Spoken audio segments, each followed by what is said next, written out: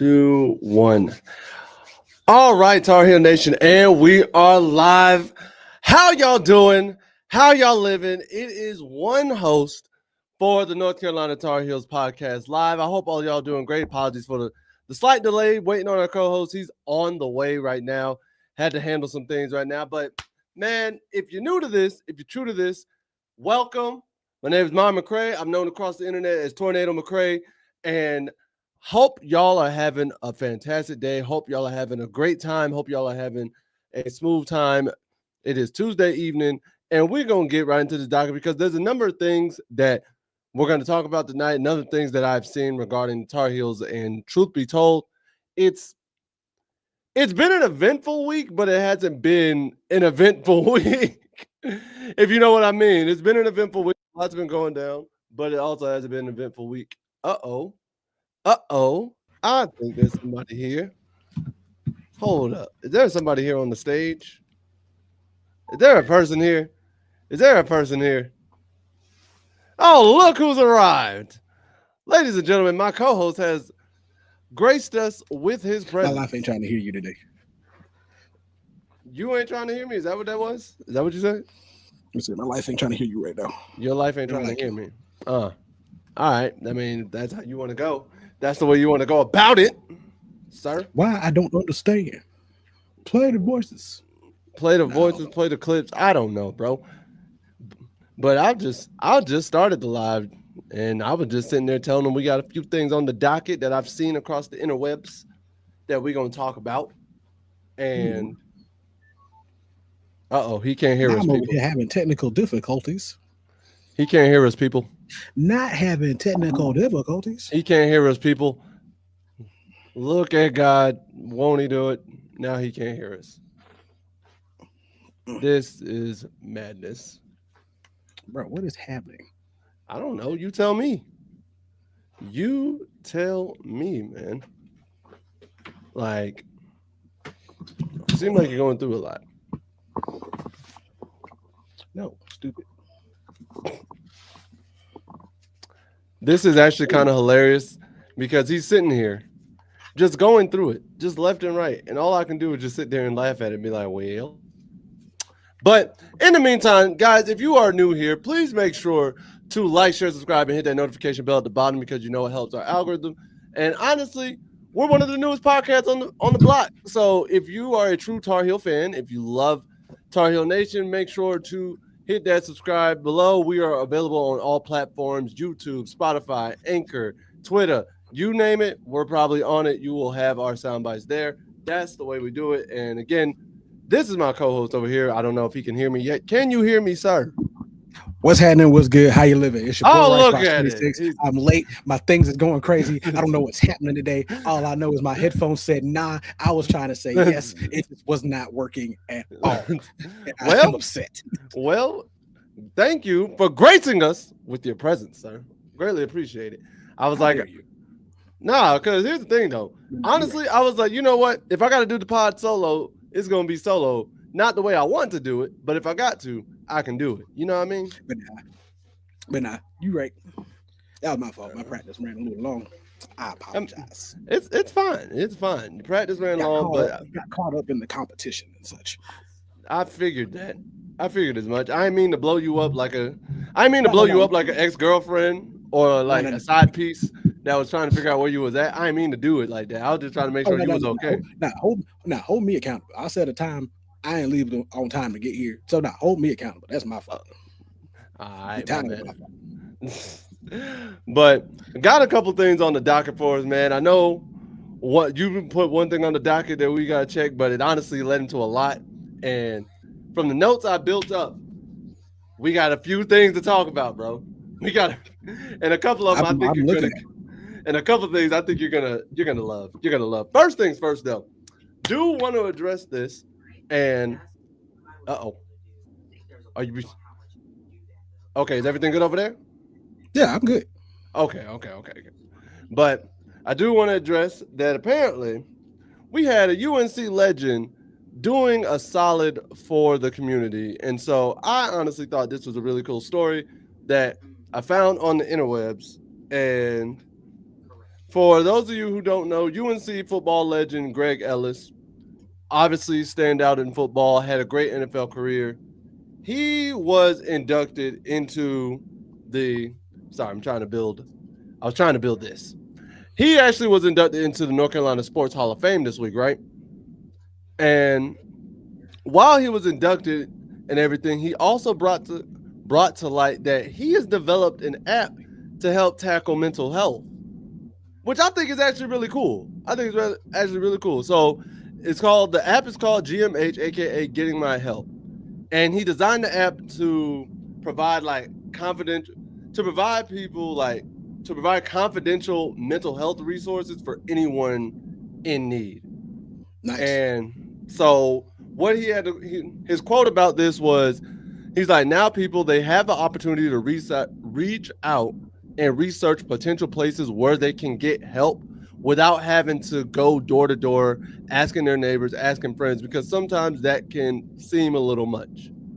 And he said he was motivated to create the app after seeing people struggle with their mental health following a career change, transitions, life challenges, and so on and so forth, and decided to offer a free resource to connect individuals with mental health care professionals privately. With that in mind, honestly, first things first, I'm giving him a round of applause. Nah, that's big up. Mad props there. Because that is one of those things where you don't really think about it, and not even think about it. That's an issue that has become real prevalent in today's society. And because it's become so prevalent and so many people don't know where they may have resources, where they may have free resources or anything like that, that is huge. I feel as though an individual, for example, Kyron Lacey, we know his situation and we know what was said, how he was struggling with mental health. That may have been a thing that could have helped that young man had he been able to get that. You know what I mean? Mm-hmm. And a lot of us, we've all had our battles with mental health, mental struggles and things like that. I don't know an individual who has it, but we've all had that. And sometimes you don't want to feel like a burden. You don't want to feel as though you're burdening your friends. You don't want to ruin the life of the party. You don't want to seem like you always need help. You don't want to appear as though you're just weak and can't do this stuff by yourself. So being able to do this on your own time, find these resources, and it not really cost you anything from what I'm seeing, that's a beautiful thing on my side. But what do you think about it, bro? And honestly, that's what a lot of it is for a lot of people who struggle with mental health. Is the reason why they don't get help is because they feel like if they ask you for help, they're now burdening you with their problems. And there's a lot of people, and I've even admit I've been one of those people where I don't feel like I don't want to bother people with my issues, because it feels like, okay, I'm a grown adult, I should be able to handle some of this what I would believe to be minor stuff very easily with no real issue. But then when you realize a lot of that minor stuff builds, and that's when you start getting these issues with people who end up, doing some drastic measures to take care of their issues. For sure. And because they haven't felt like they've had that proper outlet to talk to somebody. And everybody needs that proper outlet to talk to somebody, because mental health is real.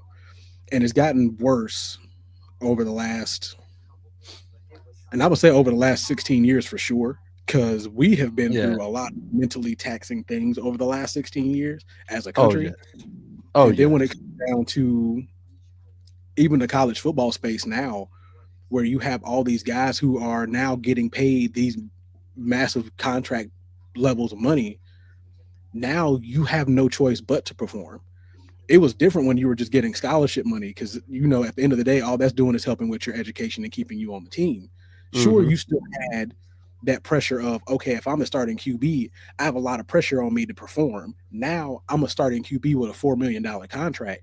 Now I have no choice but to perform. I can't just sit here on the bench, or I can't sit here on the field looking goofy, looking like a second-rate, third-rate QB when I'm getting paid $4, $5, $6 million a year, or $4, $5, $6, $10 million to be here for the next 4 years. And to me, I hate that, because that happens a lot, especially for celebrities. Like the more money they acquire, it's like you can't have a mental health problem. Like Right. people think that when a celebrity comes out and says, "Hey, yo, I'm dealing with mental health struggles," people look at him like, "What do you mean you're dealing with mental health struggles? You're a multimillionaire. You have billions of dollars. You have endorsements deals. You live in a mansion. You live in this fancy lifestyle. How could you have mental health issues?" And it's like, bro, all this money ain't taking away the pain. Money don't buy you happiness. It buys you peace of mind and And like less stressors, but it don't buy you happiness or here's the thing with anything all of like that, that. because people really think, first off, the athletes don't deserve to have mental health issues because they're like, you're playing a sport.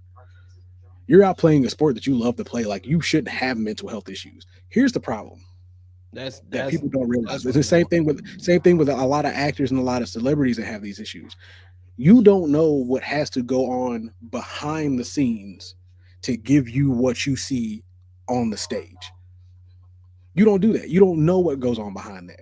You don't know all the hours of remembering lines and grinding and having to work out. You don't know the strict diet that I have to get the physique that I need for this role or the physique I need to play this sport. You don't know how many hours of practice I have to put in every day to do what I do. You don't know how strict of a schedule I have to keep between the actual sport, interviews, doctor's visits, trainers' visits, coaches' visits. You don't know all that. But Fact. all you know is this is they got the role and you know the end product. That's all you know. But you don't know everything that goes in from the beginning of you seeing the process to the end of the process. It's just like when you go to the gym. A lot of people see the before and afters, but they don't know what happened between the before Oh, and the listen, after. they're never there for the in between. They're never there for the days when you don't feel like doing it, the days when you can't get your max rep, the days when you don't look good, the days when you don't even think you look good, or the days where like you've made progress, but then all of a sudden you get into that certain day and you can't hit everything you've done. Like you ever had a day Heck, where you're like bench pressing oh or you yeah, curling like 45s, but then all of a sudden one day you can't even curl a 35 or a 30. You're like, what you in the wondering what world is happened. going on, bro? No, I've you been wondering doing what this for happened that day. weeks. Like I've been putting in this work. And heck, even those days where you just get really sore, like you're just way too sore, and you're like, okay, I'm not going back to the gym after this. If I'm gonna Yeah. feel like this every day, why am I gonna go back? And I listen, I'm admit on right here on camera, on live, I've done that more times than I can count. Listen, man. Where I've gotten up, gotten sore one day, it's like, you know what? I'm not gonna go today. I'll go Friday and not go Oh, Friday, listen. and then not go Uh, Monday, and then not go ab- Wednesday. You absolutely. know, off day. I can't even listen. I can't even lie to you. I'm the same way, bro. Like when I'm consistent, I'm consistent.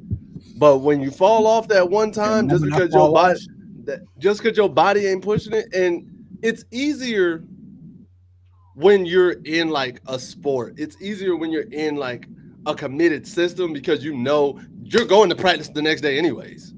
yeah, You're you know gonna you're do it going the to next. practice that day. You know You're you going. have weightlifting that day. You know you have this. You know Yeah, you you have know that. you're going the next day, so you're just like, all right, I'm gonna be back on it. But when it's But not, when and it's you're your own time, and you're in the real world and it's your own time, bro, it's hard. So I have always felt like celebrities and athletes, like you were stating earlier, they have a lot more pressure to perform because not only are you getting paid millions of dollars to perform, not only is your team counting on you to perform, you do realize that you're genuinely responsible for like the happiness of millions, of millions of thousands, people, millions of people will make or break you. Like you make or break millions of people's happiness on one given day.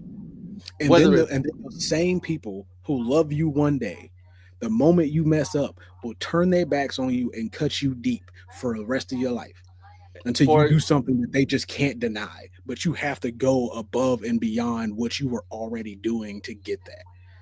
It's like fandom trust is real fleeting for a lot of people, and it sucks that it happens. And I'm not even gonna lie, like I've been, like I said, once again, I'm a part of this whole conversation myself, being the fan of the teams that I'm a fan of. I will talk trash about you. I oh will listen, support you all day long, but the moment you do something I find dumb, I will point it out. I'm not just a- gonna let that ride. absolutely. Like you know me, Panthers fan through and through. I have I have video evidence on my YouTube right now of me threatening to get a divorce from the Panthers more times than not over the last 4 years. Just the last 4 years alone. I have critiqued them. I have called them out. I have called them dumb, stupid, ignorant. Like, he can vouch for me. He can vouch for me. He's heard me go through my pain week in and week out. So, and I ain't gonna lie, I laughed more than half the time so because the when rant we people. so when we talk about people going through it in mental health, don't sit there and think it's not a real thing. If somebody tells you, if you have a child telling you, hey, I'm going through mental health, if you have a friend who tells you, hey, I'm going through some things, you have a parent telling you, I'm going through some things, take it seriously, especially not. I have to harp on this because I feel as though you're going to agree with me 100%.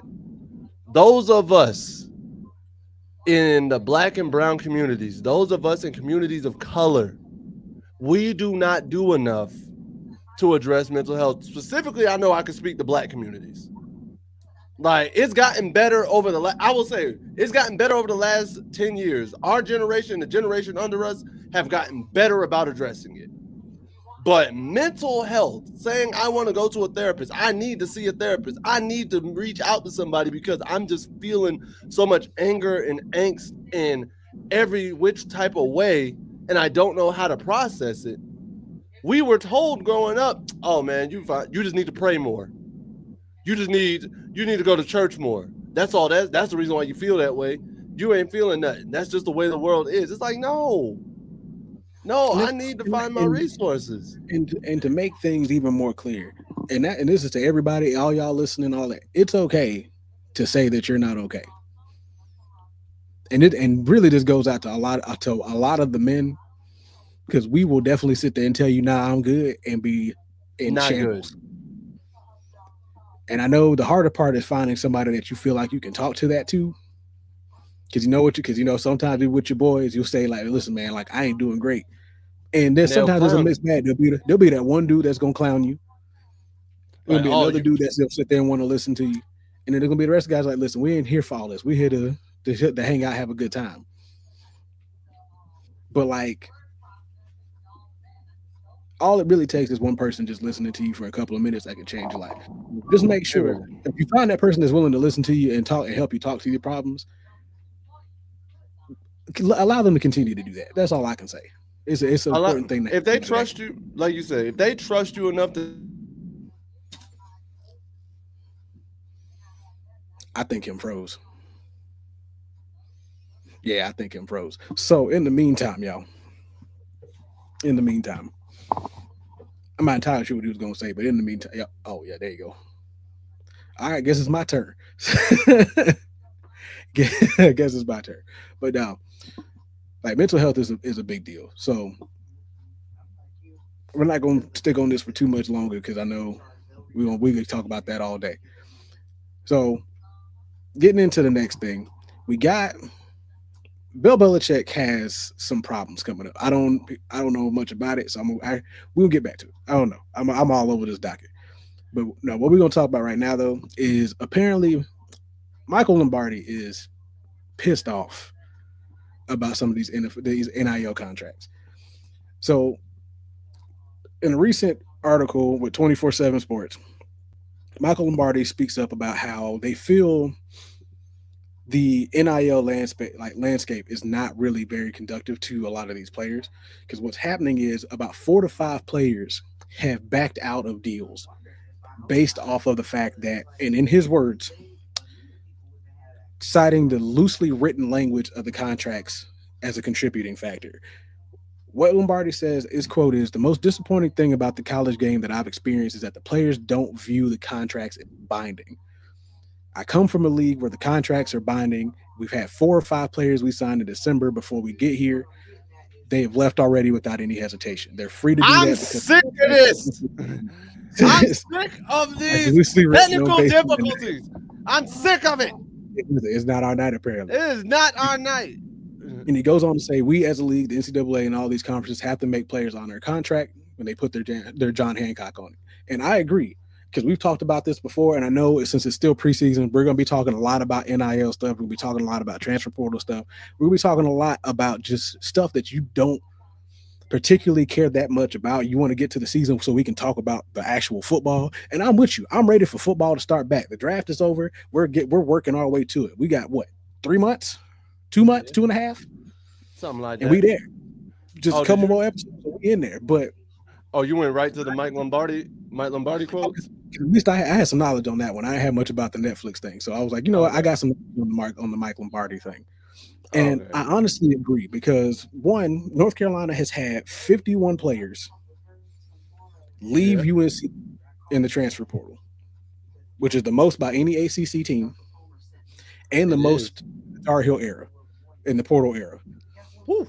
And the problem is, and we've talked about it before, when you go and sign these NIL deals to these colleges, you should be expected to play the whole time you're there. There This is should be true. no reason at all that you should believe that once you sign a contract that you can just up and walk out. And I think that's going to be a problem. Maybe not professionally, because professionally it's like, okay, no, if you want to Nah, go, we'll go. We'll send you out. listen, them professional contracts, they might do a buyout depending on if it's conducive to the salary cap or not. If it's conducive to the salary cap, it's not going to put them in a hole. Sure, they'll just buy Oh you out yeah, and let you go. they'll buy you out and let you do your thing. But here's the other thing: them NFL contracts are way more stringent on their wording. Like they make And sure them things are and that, airtight. and not just that. The other problem is with an NFL contract, if you have a certain amount of time left on your contract and nobody wants to pick that up, guess what? You're playing for that team until that contract is up. You're not. Oh, you thought you was gonna There's get out of no here? there's no I'm going to ask for a trade and they're just going to go ahead and trade me, or when this Absolutely window not. comes up, or when week 8 and the trade deadline comes up, I'm going to be a part of that deadline trade. No, if you don't get a trade, guess what? You don't get a trade. You're not going anywhere. You get Like your you are sitting behind on right that where field. you are. You were sitting right where you are until that season's over, and they can do something with you in the off season, or your contract's done. And what I believe should be happening in the NCAA at this point, especially with the NILs, put them on 2-year contracts for NILs. No contract. Like, your NILs don't span 4 years. If you do get a 4-year contract, you are now required to be at that school for 4 years. You can What's transfer up? your 5th year. Hey, what's up, Steve? How you doing, my boy? What's going on, Steve? Appreciate you, my boy. Still not, Welcome back. still mad they took Bo Atkinson from us. Y'all ain't right for that, Steve. And and that's the thing. Like at the end of the day, if you're signing a 4-year NIL deal, you should be expected at minimum to be there for the 4 years that you signed that contract for, unless another school is willing to pay you out of that NIL deal. My thing with the NIL deal and the way it's going, because there's another quote. I don't know if you read it, but I got it right here. That Lombardi said, because he's like, I've got to make this team look like a Southeast Conference team. We need a roster conducive to building big, fast, physical football, a roster that can play in any kind of weather, mental toughness, and can control the field. You cannot be a great executive in football without studying past history of football. And he's like, why did Clemson win? Why did Florida State? Why was And Florida my State with the and ACC? my thing with Yeah. this, and I know that doesn't necessarily tie into the NILs, but it's like the way these NILs are being written, we all knew it was coming. We all knew that it was going to be a thing. Players were going to start getting paid. So in my mind, why are they already so loosely vague? Why were they not airtight? We all saw the writing on the wall. We all saw that this was going to be a thing. Mm-hmm. So how is it y'all didn't have time to prepare and make sure that one, these kids would be held to this, and two, as stringent as the NCAA has always been on players not taking money in any capacity before NILs were allowed, why aren't y'all stringent on enforcing these contracts to be fulfilled? Because now you got kids who are, for lack of a better term, trying to game the system, and Just being like, hey, yo, let me get my first few NIL checks here and there from this school, and then I'm bouncing if I don't rock with it. Or if they're Right, if not I don't rock giving, with them out. because it's also like, if they don't give me the playing time I want, regardless of whether you're actually worth that playing time, because I guarantee you, some of you are not worth that playing time. You're like, oh, they ain't giving me the playing time I asked for. I'm bouncing. Nah, sir. Mhm. Nah, sir. Listen, young man. Listen, young lady. One thing about the adult world, once you sign a contract, You you win it. bound to that contract until you Dude, fulfill it or y'all can find a way to get out of it. Like respectfully and that's amicably. it. Like that's the name of the game. As much as we hate to say it and as much as we hate to say it, you are bound to that contract until you can find a way out or you fulfill the needs of that contract. That Now I that will is it.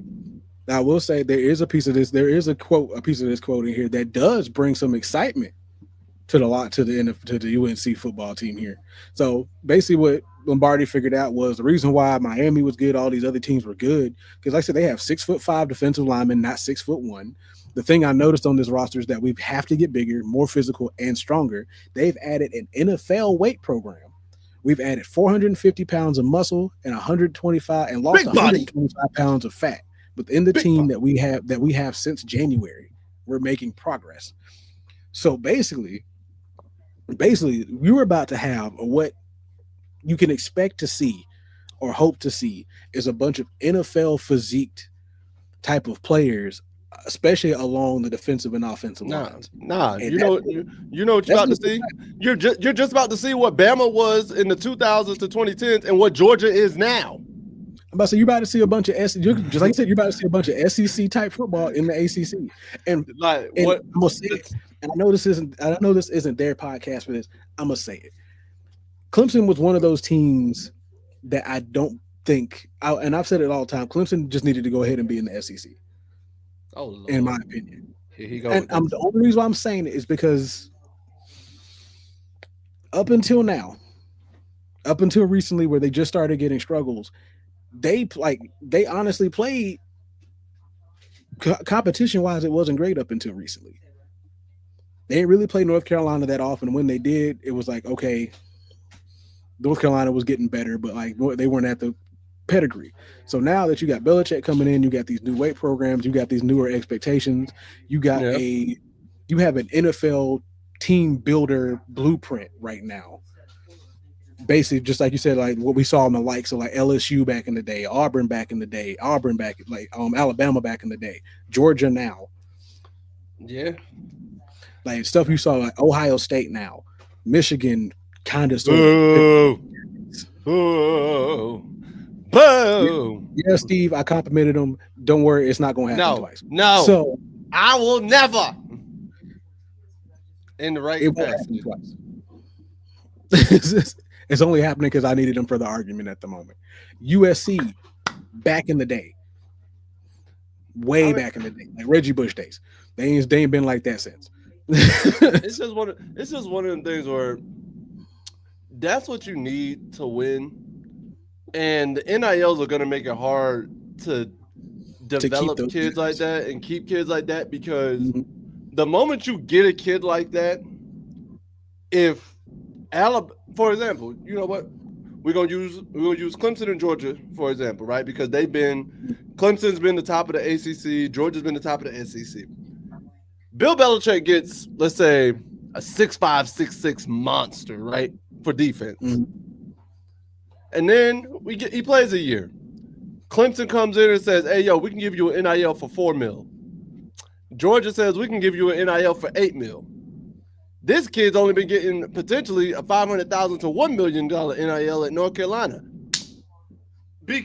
especially because some of these kids come from nothing or come from a place Come where from they've real. never had money like that.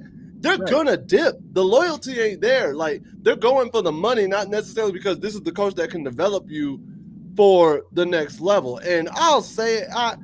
I'll say it. As a pro, we've on the pro level, we've all said we couldn't stand Bill Belichick. But one thing I can say about Bill Belichick, he can develop a player. Oh, He can definitely. develop a player into a star. I don't care. And the other problem that comes in with this is like when you have college football before NILs came in. because once again, I was still in that camp of like, yeah, the players deserve to get paid. All the money that they make you in this school and all this stuff, no, they deserve to get paid. I was But on the before, fence about it up until I played. Like I was definitely I was like, why should I be paid to play college football? I'm getting a scholarship. Then I actually became a college athlete. Nah, bro, pay me. Pay me. so Even if like it's $10, pay me. So like, and before NIL came in, and like I said, there is, and like a lot of people go ahead and say they're still figuring it out, but it's like before NILs came in, college football was focused on if you focus on your craft, then you'll make the money.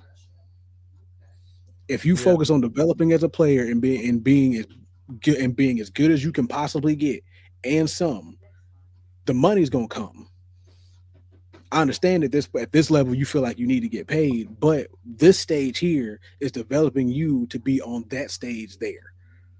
And if you can't put in the work to get to that stage there, then what's really the point of you being here or you And wanting here to be on? and here's I the get thing wanting to about it. play uniform, but if you want to be that guy and you want to make that money, then you need to grind out and do what you need to do here so you can go on TV and be on the national stage and make that money. Hold, hold, hold, hold, hold up. I'm sorry. Pacers just stole game two. Pacers just stole game two. Let's go. That's what I'm talking about. I'm sorry, y'all. I'm also a Pacers basketball fan. Pacers just stole game two in Cleveland. We up 2-0, heading back to Indiana. Yes, sir. I'm sorry, y'all. I know this is the UNC podcast, but I had the game up. I had the game up. Let's go. Okay. Now I'm really hyped. Now I'm really hyped for this podcast. Let's go, baby. Hey, but back to this subject. When we think about it, and you're doing this for the love of the game, right? That's going to be the Right. clip, by the way. That's going to be a clip, like me going right back into it. But I genuinely think we wouldn't be here and we wouldn't be in this situation if the NCAA didn't become such a billion-dollar machine in the process. Because had the NCAA kept it at, we put on these athletics for the kids. We want them to hone their skills and get ready at the pro level. Yeah, we're going to make a little money because we got concessions. You know what I mean? We got concessions here and there. But because they became such a billion-dollar profit of, we can market the kids, but you can't. We get all the proceeds from the TV deals. We get all the proceeds from the concessions. We get all of this. Like, yeah, we'll give you a little 10% because you are the team, 10, 20, 30%, because, yes, you are the team that's bringing the money in. But because the NCAA got so money hungry about it, and it got so bad, they were essentially extorting these kids for their talent, because it essentially became, hey, what can you do for the NCAA? Oh, I'm a great athlete. All right, how much money can you make us? How much money can you produce for us? And the bad part is the athlete will come in like, oh yeah, I can produce this money for you. Can I also go and sign a few autographs to like put some own money in my pocket? That way we both. It's like y'all are getting money on me on Saturdays. Is it cool if I go do this autograph session and get a little more money? No, you can't do that because that might came from a booster that's paying you to go to that school. Nope, can't do it. It's like, what? Here's my thing. Like, what? And so for the longest time, whenever I heard that argument, I'm like, and you're telling me the boosters aren't paying the coaches and the recruiters to go get him? You're telling me the alumni aren't putting money in the pot to give to these kids? To give to these schools? Not even just that. Like, so you're telling me that this kid signing autographs and somebody willing to pay them for the autograph was completely out of bounds. However, when you have booster clubs, you have the alumni clubs, you even have the current administrations who are putting in money all the time into these programs to go get certain players to boost their programs.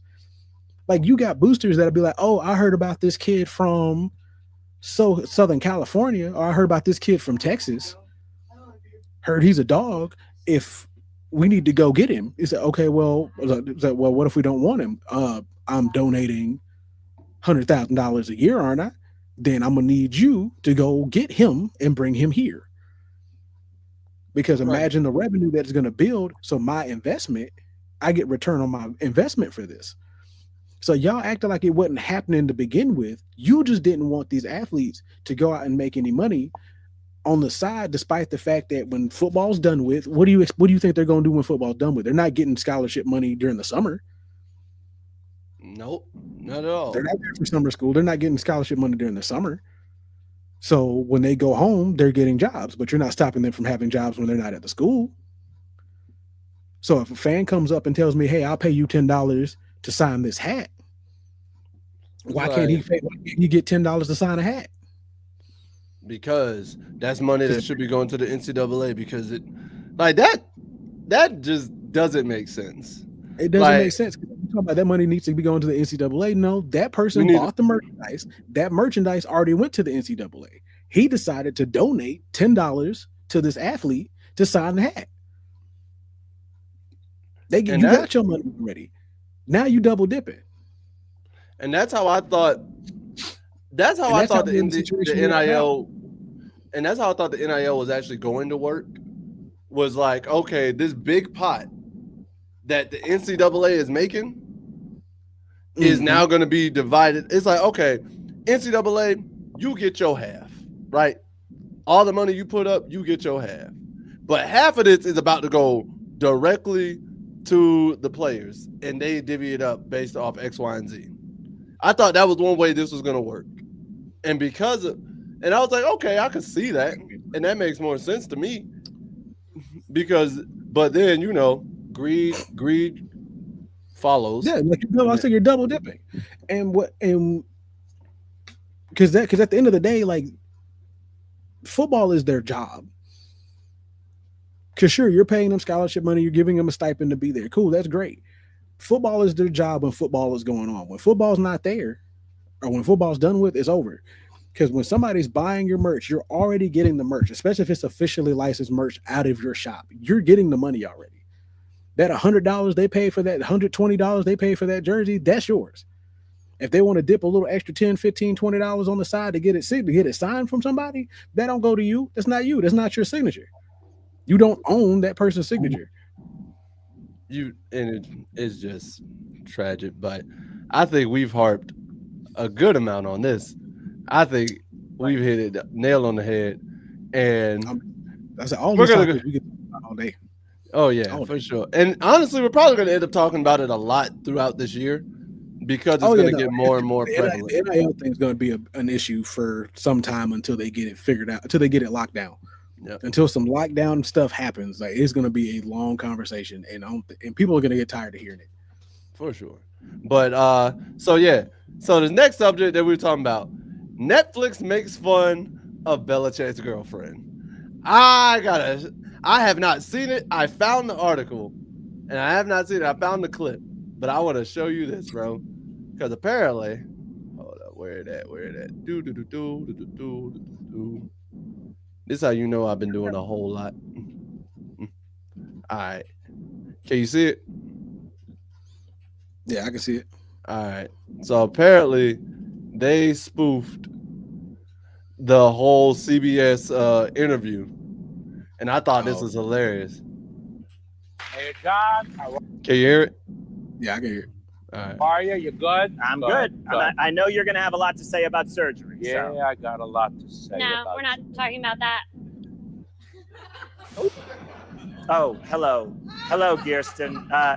Kirsten is Richard's girlfriend, and she's now a constant presence in our lives. I'm his idea mill and his muse, and I need to see a cut of this before you use it. It's a live show. It's not live anymore. Sorry. The Richard portions are pre-taped. We're going to need to see a cut. Come on. Wouldn't you give up all your friends for this woman? I would blow up my brand and distance myself from my fans for one moment in her company. To watch her scroll, to wake up and hear her on the phone in the bathroom. Wow, Richard, it seems like a dream. Yeah, it's a dream. Yeah, we also have some cute Insta faces. Oh, that's right. You call Instagram Insta faces, even though you're on social media a lot. Tequila and No, lime. we're not showing those. Oh. Those are private. They're on public Instagram. You know, why can't I have it all, John? A family, a brand, a business. No one deserves it more than me. That may be, but please, if you could not interrupt the show, I would really. I'm gonna have friends over here later. Who are those random people backstage? The guests? Whatever. Come on, John, isn't she amazing? Look, Isn't she amazing? Richard's happy. Richard's happy, and we can be happy for Richard, okay? Like, I already know. And unfortunately, it seems like I'm gonna have to keep saying it. Nah, bro, come on. I ain't gonna front. That's the first time I've seen that. That was funny. I mean, no, that's funny. That's funny. That's funny. But like, once again, my main problem is the individual. Is the individual herself, because it's like who are you? Who are you? All right. Like, and Bill keeps adding fuel to the fire for this thing. Oh my god, bro, it's hilarious though, and it's just like I thought that was funny. I've never seen this show by John Mulaney, but now I want to go watch it. I've seen it like, what's the word? Dang, brains dying. Nah, advertised. There it is. I don't know why my brain couldn't get that word out for a second. Like I've seen it advertised all over the place, but I have not actually watched the show. Let's see here. And I haven't watched it either. And John Mulaney's funny. John Mulaney, honestly, his voice is so distinct, and it's just like really different. Because every time I hear John Mulaney, honestly, I think of Wreck-It Ralph. Because I want to say no, that's a different dude. My fault. I'm about to say that's my fault. Different dude. Brothers. Different dude. But John Mulaney. Oh, I want to say he was on Big. I do know he was in Big Mouth at one point. I want to say Yeah, he's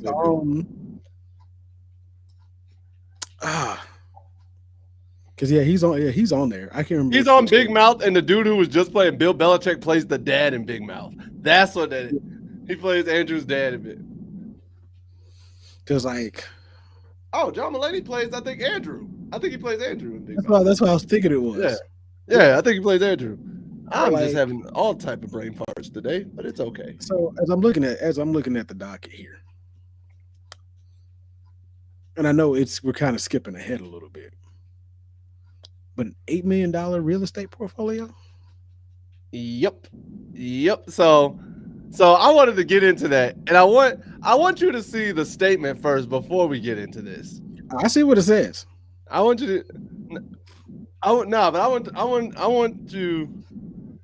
read the statement because the Netflix show obviously made fun of Bill, right? Right. And on the 30th, Wednesday, April 30th, Bill and UNC issued a statement regarding that interview. And let's see, because I can pull it up. All right, here it is.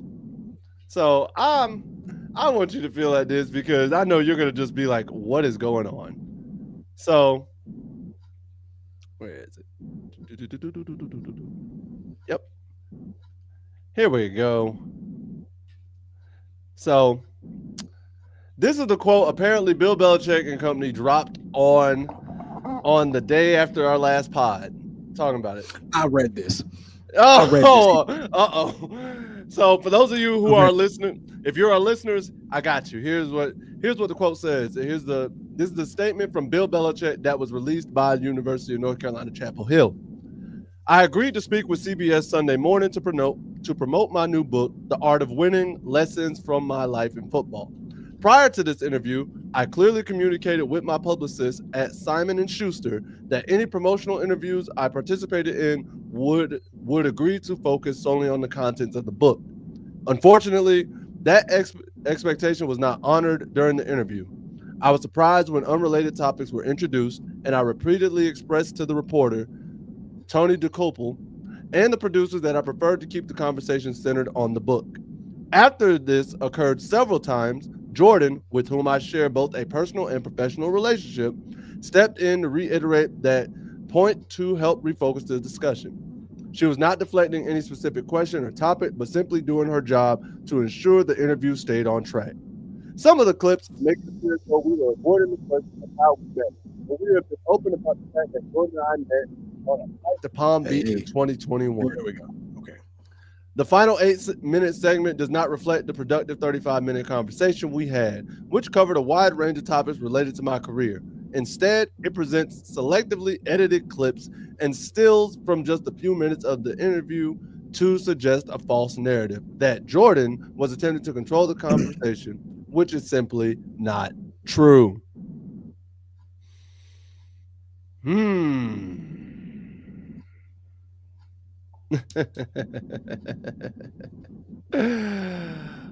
Ooh. So you seem very animated and ready to go about that quote and about that statement that was released by Bill and Company.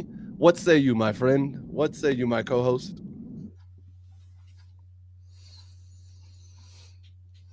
It was a live interview, first things first. 2, because they cut a clip of you, an 8-minute clip from that, and posted it of your girlfriend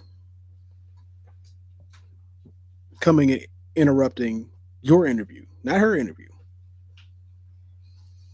and telling you we're not going to discuss a topic. I get that you told them that you, or at least you expected the conversation to focus mostly on the book. This, to me, shows that, and outside of football, it shows me that, one, Bill has never had an interview about a book ever in his life. Not because he couldn't write one or not because he didn't know nothing about books. It's like you can tell that this is the first book that he's written that I know of. This is the first time he's ever had to go and sit down and have an interview about a artistic creation that he's made and sit down and speak on it. And I think I brought this up last week. When you have an artistic creation, whether it be a painting, whether it be a book, whether it be poetry, whether it be glass statue or whatever it is, architecture, whatever it is, when they sit down to interview you about that particular thing, they're not interviewing you about the product. They're interviewing you as an individual and what led you to create said product. If you can communicate the product, you can shoot you can market the product. You can market the product. Exactly. Kanye was right. You know what? This whole pod just got canceled right there. Somebody's going to clip that. Somebody's going to clip that out of context. In that clip, for that particular statement at that time, Kanye was right. For those of you who don't know, we're referencing the Kanye West with the other one. He had an interview where he was talking about Polaroid and their partnership with Lady Gaga at the time, right, and whatnot. It's a funny interview, and you can market the product. Is exactly what it is, because what they're gonna do, because I just came across another article. That's why I was looking like I was looking, but like you look so distraught, so dismayed. I'm quite distraught. Because when it comes out to the situation of when they're going to ask you about, let's say, about his book, they're going to ask him personal questions about himself so people can get a better understanding of the artist behind the book. So if your girlfriend was involved with your inspiration, or she, as she calls herself, his muse, if she's your muse, they're going to ask you, how did you your muse? They're going to ask you about your muse, because Bill is normally used to being interviewed about football, something that he has done and done very well for a long time. They normally just ask him about football. When it comes to a sport, They're just going to ask you about the sport unless you win something. And Then to be they're gonna honest, they ask you to say, and to be honest, as long as he's been coaching, they eventually start asking him just the same question, so he knows how to have a canned answer, so a you already know command how message ready to rock. you question so many times, you're gonna have how to answer it already. This is a new situation for him, in my opinion. And when it comes to this new situation, you're coming in this unknowing that sure you expect this because all of your career you got what you expected, which was when they spoke about football, when you came in to talk about football, they stuck with football. They may have asked you some other sport related questions, but it stuck to sport. Mm-hmm. This is not sport. This is relationship. This is You were art. This is not even- art. You are now in the creative space. You are now a creator. You're no longer you're not a coach when you were in this interview. You're not talking about a sport. You're talking about something that you created that came from a passion of yours, that you were inspired by something. You now have created art. And when it comes down to creating art, nobody cares entirely about the art. They care about the person who made the art because that person is what they're marketing. They're marketing this man who is so and so, so and so, and so and so wrote a book. You should go read the book he wrote because this individual is quite interesting. Read a book. This book, particularly. That book, particularly. So the fact that you went into this with no even inkling or thought that they're going to ask you about this girlfriend of yours that you have a 50-year age gap from, 49. 50 years age gap with. The article said specifically 49-year gaps. I was like, not y'all have this. And like I said, the fact that you just went in with no thought that they were going to ask you about her is a problem. And then she's the one that come in and chime in. We're not talking about that. First of all, you're not talking at all. You came to be in the background, stay in the background. Ooh. This ain't about you. They're gonna come for you. When they're talking to you, then you can talk. You're not my manager. You're my girlfriend. Nope, she's the head of Belichick Productions. We talked about that last week. Are you my manager? No. You run the company, you run the brand, but are you my manager? She is the head of Belichick Productions. You know what that means. She is running and making sure Belichick looks good in those productions. Okay, then you sitting here arguing with publishers about this man's book on top of that publicly? No, that's not it either. You ain't gonna make my man look like he don't know what he talking about. You ain't gonna make my man look like a predator out here. Then shut your ass up. Excuse my language. You ain't about to make my man look like no predator. He is a good man. He a good man, Savannah. Publishers? The people who are supposed to be making your book? They are out there to tarnish our love. They're out there to tarnish our love. The level of drop kicked a phone would have been that day. You're out here just to tarnish our love and make me look bad. That's what you're here to do. That's all you're trying to do. You were doing that perfectly on your own. Because even now, this article, you're doing this perfectly well on your own. This article I came across with North Carolina football is now the flagship program of the Jordan brand. It's been the flagship of the Jordan. What? Oh, my dumb. Oh, self. Jordan. Okay, I got it. I said the same thing, but it's always. I got it. That one went over. You know what? Hey, listen, comment section listeners, that one went over my head. I ain't even gonna lie. Listen, I lost sight. I did the same thing. I said the exact same thing. I'm like, but it's I lost sight of who we were talking about for a second. Then I realized how it was spelled. Right. And you said it. I'm like, what? And then you just looked at me. I'm like, oh wait, Jordan, Jordon, his girl. Got it. Because they said they wanted a 73-year-old NFL legend as the face of their football team and ended up with a 24-year-old social media influencer instead. Oof. Said when Bill was hired, his relationship with Jordan Hudson was a novelty and asterisk tabloid fodder. Now it has managed to overshadow the entire program. It's going to take a lot of wins to make up for an offseason that's made North Carolina football a punchline in less than 6 months. I'm going to be honest. Bill gets them to the CFP, they're gonna throw it out the window. Oh no, yeah, we're gonna forget all of them. Hey, if Bill gets them to the CFP, everybody gonna say we don't care. Jordan is leave that man alone. That's exactly what they're gonna say. Leave him alone. He just wants love, and it's just gonna look at him like he was in love for about 40 some odd years, got 3 kids. He was in love. That man ain't looking for love now. He's looking for a good time.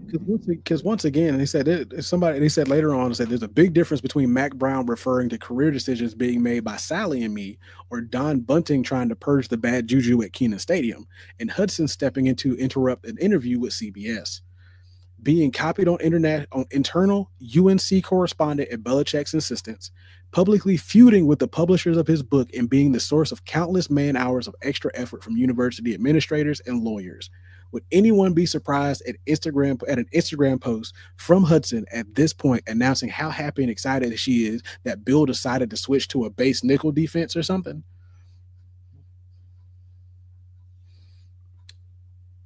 Quote, Bill has decided to switch to a base nickel defense, unquote, or something. Would you be surprised? Would you be surprised? I would be surprised at this. So you're saying, would I be surprised? Would you be surprised if you went on her Instagram at some point announcing how happy and excited she is that Bill has switched to a base nickel defense on an Instagram post from her? Would you be surprised if that happened? I want to say yes, because I wouldn't feel like Bill Belichick would have her post football-related content like that. However, she's got this man on Instagram like posing in all types of ways. So you know what? I don't know what the man. I don't know what. I wouldn't be surprised. They said that kind of wrangling. Because they said they're meet cute and first class supposed candidate. It was kind of an answer you asked because you think an interviewee wants to answer it. Was them talking about when they were asking him about how he met. So that kind of wrangling does occasionally happen in those settings, but it almost never makes the air outside of an episode of Veep. It's part of making the sausage. So imagine how frustrated the CBS producers must have been with Belichick and Hudson to actually include the clip. And this wasn't even 60 minutes brandishing a sheaf of incriminating documents. It was a softball interview with a weekend morning show to promote a book. Literally the least adversarial setting in big-time television journalism. A professional publicist would understand that and be wary of the Streisand effect, or even aware of its existence. Wah, wah, wah. Will you cut that out? If the powers that be at UNC were initially disappointed that Belichick and Hudson were wearing Navy gear instead of promoting the place where he now works and is theoretically trying to attract transfers and recruits to play, they must now be eternally grateful not to see their logo over and over again in the clips and screen grabs that went viral for all the wrong reasons. Hey, it's going to be interesting with her and with everything that's going on, bro. Everything that's transpiring. It's unfortunate that Jordan has become the news topic of the team, because I've heard more about Jordan Hudson than I have Amari Campbell, Kamari House, Bryce Baker, and all of them. I've heard more about Jordan Hudson in North Carolina in 5 months than I have of any of these transfers that have come in. She got more press than Gio Lopez. She got more press than Ryan Brown when he came in. She got more press than Max Johnson coming back. She got more press than Bo Atkinson leaving. And guess what? They said the same thing I just said. Check this out. Belichick's subsequent protest released via a university, not athletic department spokesman, that the interview was only supposed to be about Belichick's new book, showed just how out of their depth the happy couple is. A promotional opportunity like that is naturally going to touch on the new job he chose to take and the relationship they have chosen to put in the spotlight, just like every soft-focused celebrity interview ever. Only the naive and clueless would think otherwise, and Belichick certainly was neither during his NFL career. When we agreed to speak with Mr. Belichick, it was for a wide-ranging interview. There were no preconditions or limitations to this conversation, CBS responded in a statement of its own. Hey, No lies detected. Because that's all you kept saying last week. You kept saying it's like you were stupid if you did not. And I agree with you. Because we both You're understand. dumb if you don't think they were going to ask you. Because one, you put this, like, I don't care how long you've been with the woman. As long as y'all are still together and there's a 40+ year age gap. They did the same thing with what's her name in the other actor? What's her name? Oh, you talking about what you would call, like, not Zoe Kravitz. It ain't Zoe Kravitz, even though she was with Channing Tatum. But like, you talking about Lisa Bonet and whatnot? The one actress that was with the old actress, because like I think she was probably like maybe in her 50s and he was like 80 something. Oh, okay, I got you. I think he just recently passed like a year ago. I know what you're talking about. Because there was another. Because it just happened recently that Zoe Kravitz apparently, because her and Channing Tatum got divorced and they have a 10-year gap, but apparently Zoe Kravitz she 49 and she was seen with like a 22-year-old because Channing Tatum was out with like a 25-year-old. So I guess and everybody's like, "Yo, you trying to one up your man by going with somebody younger?" And the thing, you have to naturally it's going to draw eye. Because let's be real, Bill. If you had got with a 67-year-old, you had gotten with another 72-year-old. Shoot, if you got with a 59-year-old, nobody really would have batted an eye about it. We might have said something to me like 72, 59. Okay, Bill, but a little bit of a gap. If you'd have got with any other woman within 20 years of your age, nobody would have batted an eye. That question wouldn't even have came. That question might have came up. That question would not have came up. If it might have 50 and up. You know what? Let's be real, because we know how America works. Bill's 72, 73, somewhere around there. I forget off the top of my dome. I want to say 73. Had he got with anybody 50 and up, or I'll say 55 and up, not question would not have been asked. Anybody over the age of 50, because for some reason, and we all know, once you hit that 50 threshold, anything up beyond that, people don't bat an eye. You get with anybody from 50 on up, they're just looking at you like you just get with somebody in your group. That's your age group. Yeah, like they can go ahead and speculate how you met. Like, sure, they may ask you at some points how y'all got together, blah blah blah. Y'all met overall, okay, y'all are probably at a buffet somewhere. Y'all was probably at some other old people event somewhere. Hey, they met in the tapioca pudding line. I'm calling it now. The tapioca pudding line. Oh, how you doing there, Martha? Can I get some of that tapioca? So we met at a golf tournament. We met at not even a golf tournament. We met at shuffleboard. Right. Met on a cruise playing shuffleboard. Yeah, we're playing shuffleboard. Like, yeah.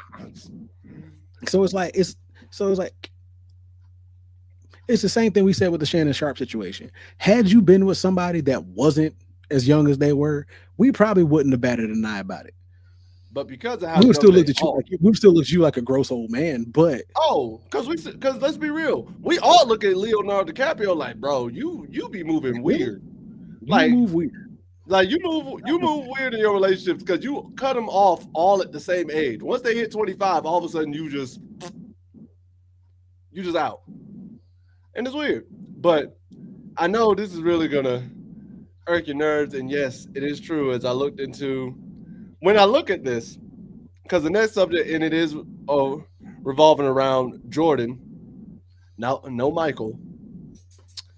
Apparently, Jordan Hudson, Belichick's girlfriend, has amassed an $8 million real estate portfolio.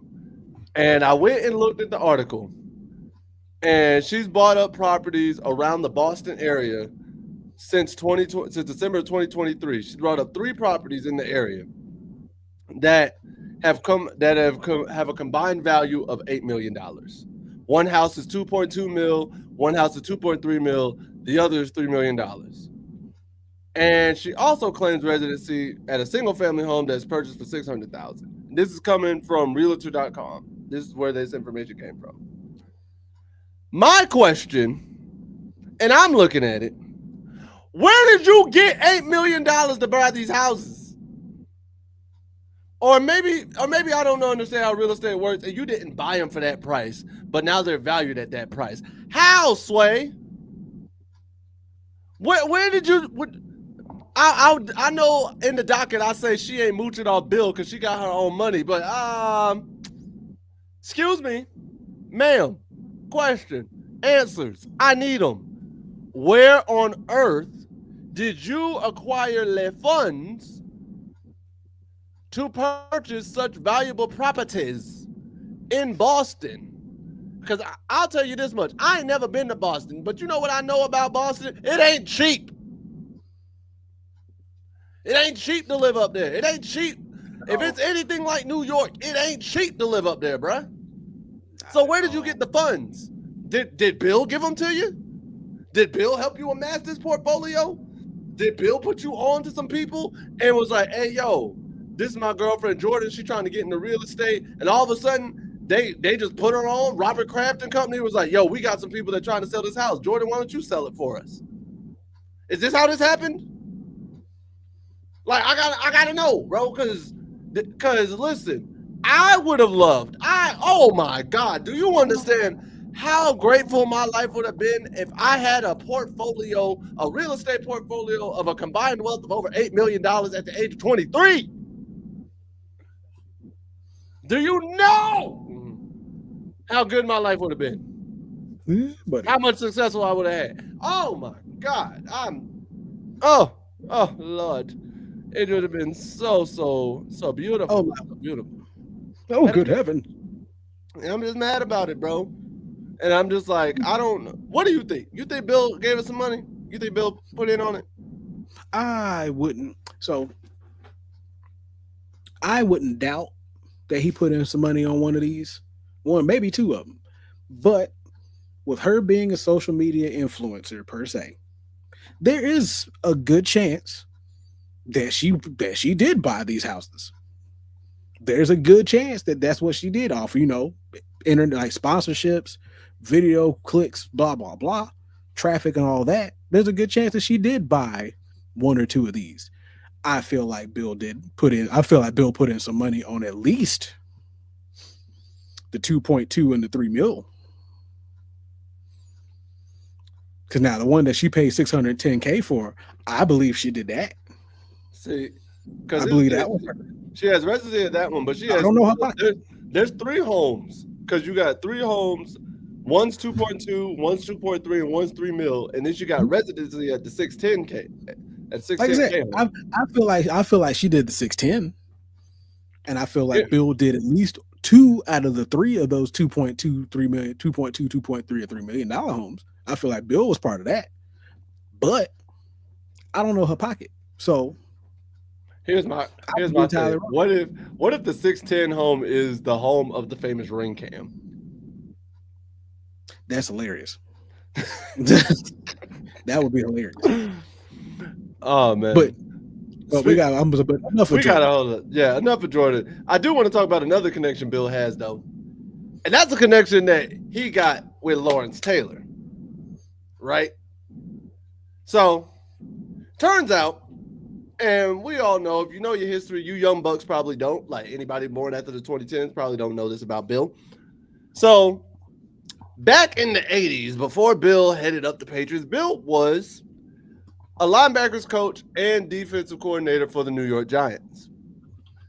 And it can be said that the North Carolina Tar Heels could be the key and the connector to Bill Belichick's success. Why?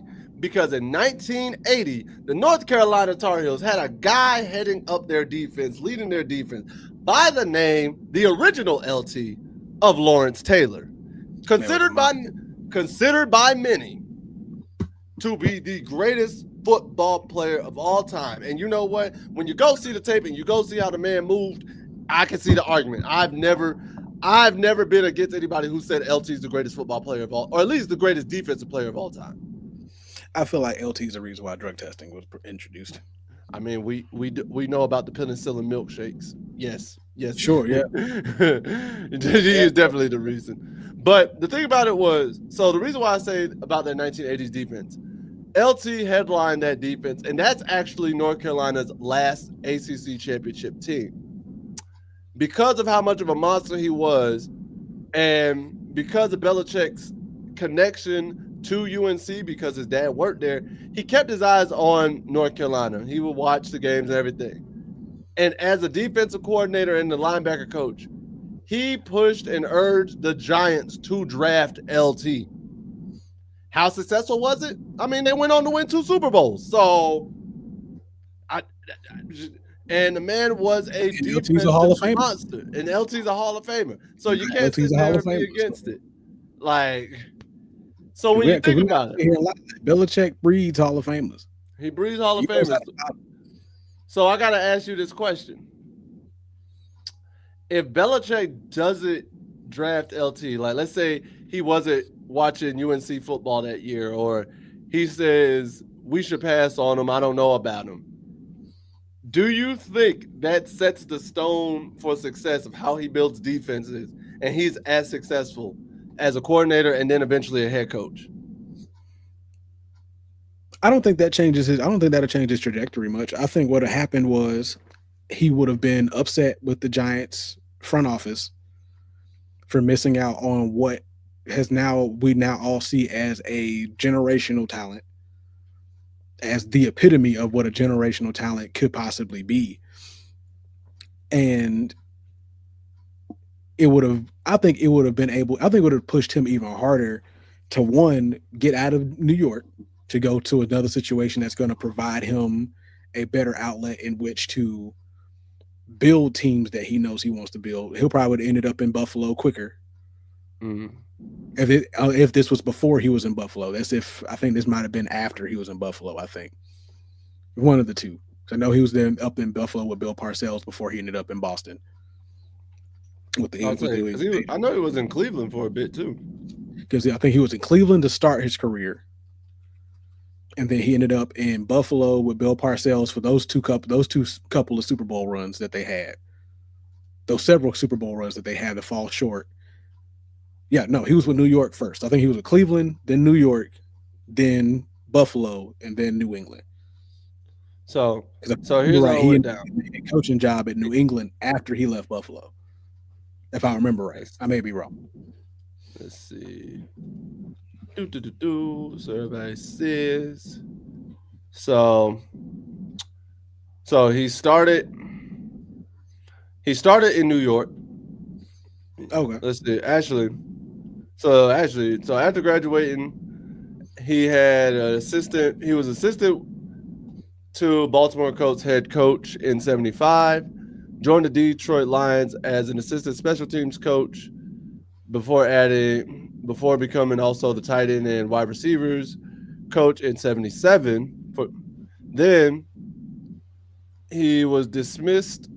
He was dismissed in 78, and then in 78 he was assistant special teams coach and defensive assistant for the Denver Broncos. Then in 79 was when he was a defensive assistant and special teams coach. He became linebacker coach in the 80s and was named the defensive coordinator under Bill Parcells in 85. So you got the right colors, just the wrong team. It was New York that he was with Parcells. He was with Bill Parcells in New York? Yeah, he was at Buffalo, right? No, the Giants. Because I know Parcells was in Buffalo too. I'm not saying Parcells wasn't in Buffalo, but I'm saying right here, Parcells was the head coach for the Giants. Which I'm not arguing. Yeah, he was head coach. He was head coach for the Giants and whatnot. Yeah, I might have got the colors. I might have got him confused because of the colors. But I thought he was in Buffalo too. But I think that was just Bill Parcells in Buffalo. Yeah, because I know Parcells was the head coach for Buffalo those couple of years that they got to the Super Bowl and ended up losing like 3 years straight. Actually, hold up. From what I'm seeing, Parcells never coached Buffalo. He coached New England. He coached the Giants and New England, the Jets, and Dallas. But he never coached Buffalo. Who am I getting him confused with? Because you're talking about the coach for Buffalo during their Super Bowl runs, right? Yeah. Hold up. Bills coach during Super Bowls. Mark Levy. That didn't even seem right. Let's see. Hey. It just doesn't. Marv Levy. He's like, it just doesn't seem right. That doesn't seem right. Because for some like Like I said, the colors are the same. I can see how you got to construe, but yeah, now I feel like I'm in some kind of alternate timeline because I remember seeing NFL films that had Bill Parcells in a Buffalo's thing showing them missed up field goals. One showing them missed that field goal. And Bill Parcells talking about them coming up short in the Super Bowl 3 years straight. And I don't know. Like I said, I don't know. I may have fell out of the timeline, so I don't know what's happening. You may have. I think you fell out of the timeline, my boy. I genuinely think you might be getting the fact that he was with the Giants and the Patriots, because didn't the Patriots go to a Super Bowl in the 90s and lose? They lost to Brett Favre, right? Rex Ryan is who I'm thinking of. No, not Rex. That was before that. It's before that. Way before that. And I might be thinking, I might be getting them confused with the Patriots. That's also possible because they also had the same damn color scheme back then.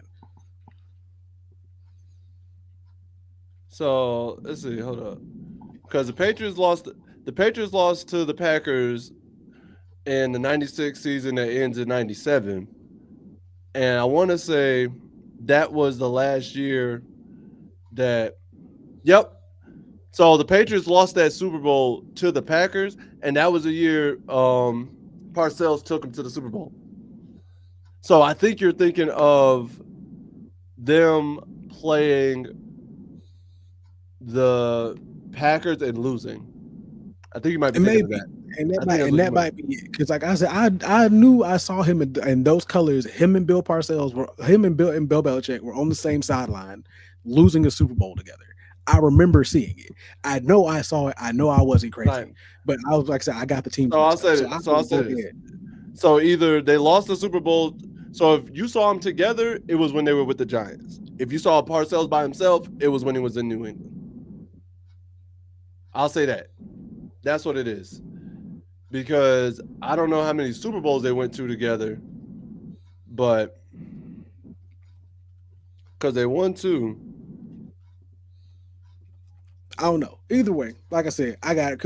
As we figured it out, I got that wrong. I just knew. I knew. So I knew I either got confused with something or I fell out of a timeline because I knew I saw something.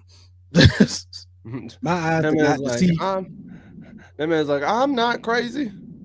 It was an NFL film. I knew what it was. I knew what I saw.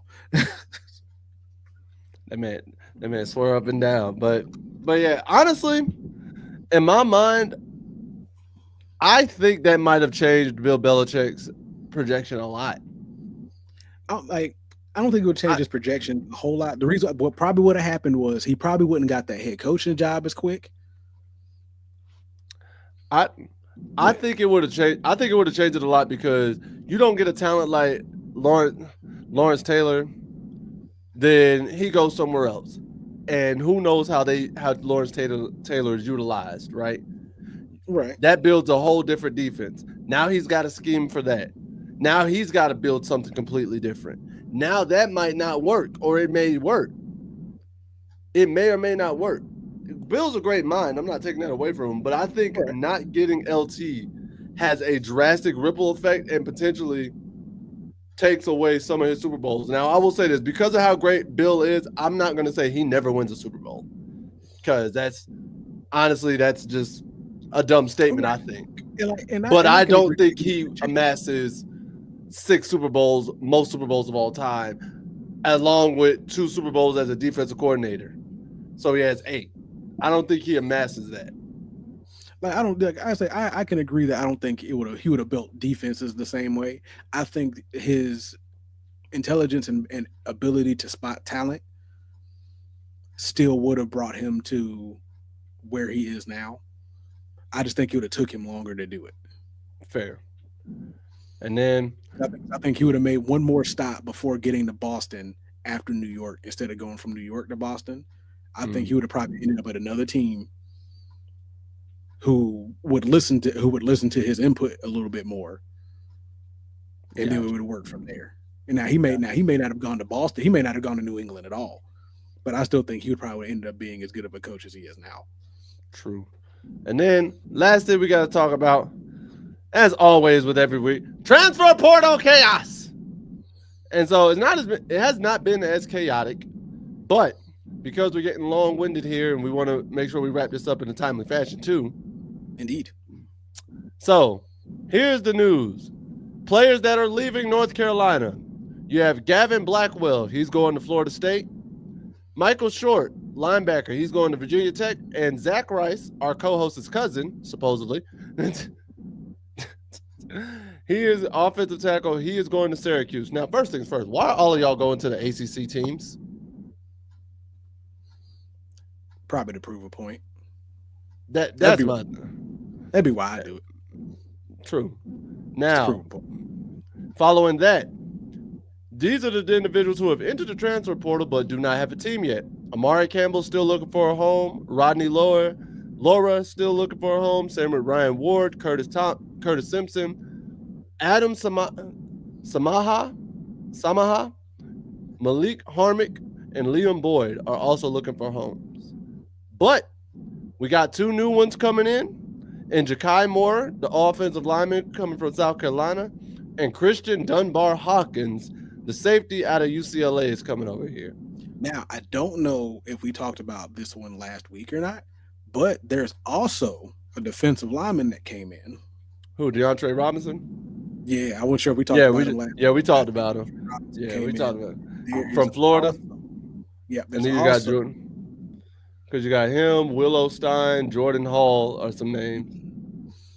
Yeah, so got Kai Moore, Christian Dunbar Hawkins, Isaiah Johnson, DeAndre Robinson, Joseph Mapoyi, and Jordan Hall.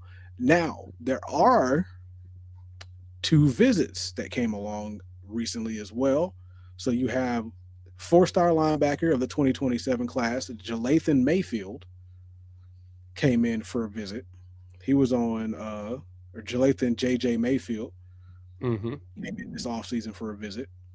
Then we're also hosting Jonathan Ogumadu from Oklahoma State is coming to visit on Wednesday. Ooh. So 6'2", 215 pounder, has all 4 years of eligibility remaining. Nice. He's signed with Oklahoma State as part of the 2024 class. He appeared in 4 games this past season and was redshirted. So he's coming straight off redshirt. Fresh dude, like fresh everything.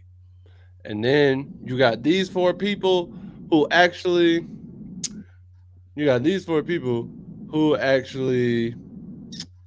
are returning to UNC because they have withdrawn their transfers, or 5 people. Ty Adams, cornerback, wide receiver Kobe Paysauer, offensive lineman Aiden Banfield and Austin Blask, as well as running back Caleb Hood. I'm glad Caleb Hood came back because I feel like he's gonna add to the running back competition for sure, and I see him getting starter reps, to be honest. Facts. And also, I've gone through the roster. I found them this week for birthdays. Got to get out our birthday shout outs for this week. So, first things first. Happy birthday to wide receiver Paul Phillips II. Paul Billups II. His birthday was on Sunday, so happy birthday, Paul. Tomorrow, Khalil Conley, DB. His birthday is tomorrow, so y'all make sure to wish him a happy birthday if you see him on campus or anything like that. And then on Saturday, Damon June. His birthday will be, I'm not going to call you Demon. I'm going to call you Damon until you tell me otherwise. Demon June. But those are our birthdays for this week. And now we are speaking on our Tar Heel takeaway of the week. Would you like to go first, my friend? I went first last week, so it is your turn. It is my turn. Okay. All Turn. right. Give me the solo. Bam. All right. My Tar Heel takeaway of the week. For all of you who are running these teams' social media programs, social media websites, get these players' birthdays. Do you understand how much work I had to go through to find these players? And about a quarter of these players do not have their birthdays on there. Y'all got everything else. Y'all got all their stats. You got their parents' info. You got their brothers and sisters' information. You got the height. You got the weight. You got the hometown. You got the high school. You got everything but the birthday, bro. And it's sickening because it's not even consistent. Because I'm sitting here thinking, oh, it's just the transfers of the new kids. No, I seen one new kid ain't played a game all season. His birthday's there, but then I see a 4-year senior who has a number of reps, accolades to the brim, and his birthday's not even available. And it's not just North Carolina. It's all you websites. It's all of you. Florida, Georgia, ECU, Eastern Illinois, Penn State, Ohio State, all of you. Do better. You are the social media team for a reason. It don't cost you 2 seconds just to ask the player, hey, what's your name? Where you're from? When's your birthday? Height, weight, and then you get the rest of the bio stuff. I'm sick of it. Damn. Like, I'm mad, bro. I went combing through all of that, and not getting every player's birthday pissed me off because it's simple information. It's a kid's birthday. I know I liked it when my birthday was up on the church pew, up on the church announcements when it was time. I think these players would like to know their birthday's there and that, hey, they'll get some love from somebody on social media, even if they're having a bad day. So come on now. Dang. Yeah, that one was sitting on my soul. I could tell. Oh, boy. I could tell. All right, then.